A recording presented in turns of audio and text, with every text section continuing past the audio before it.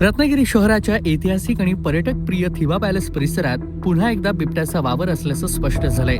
रात्रीच्या सुमारास स्थानिक रहिवासी रुपेश रघुनाथ सावंत यांच्या घराच्या कंपाऊंडमध्ये बिबट्याचं दर्शन झाल्यानं सध्या परिसरात भीतीचं वातावरण निर्माण झालंय. मिळालेल्या माहितीनुसार रात्रीच्या अंधारामध्ये या बिबट्याचा वावर या ठिकाणी पाहायला मिळाला.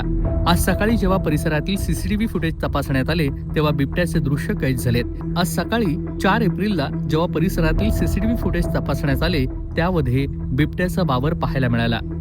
थिबा पॅलेस हा परिसर पर्यटकांच्या वर्दळीचा आणि दाट लोकवस्तीचा भाग आहे. बिबट्याचा वावर आता सीसीटीव्ही फुटेजमध्ये सिद्ध झाल्यानं नागरिक आणि पर्यटकांमध्ये सुरक्षेसंदर्भात सध्या चिंता वाढली आहे. स्थानिकांनी वन विभागाकडे तात्काळ लक्ष देण्याची मागणी केली आहे, जेणेकरून बिबट्याच्या संभाव्य धोक्यांपासून परिसर आणि रहिवासी सुरक्षित राहू शकणार आहेत. कोकण कट्टा न्यूज, रत्नागिरी. कोकणातील प्रत्येक घडामोडींचे लाईव्ह अपडेट पाहण्यासाठी आताच कोकण कट्टा न्यूजच्या सर्व सोशल मीडियाच्या प्लॅटफॉर्मला लाईक, फॉलो आणि सबस्क्राईब करा.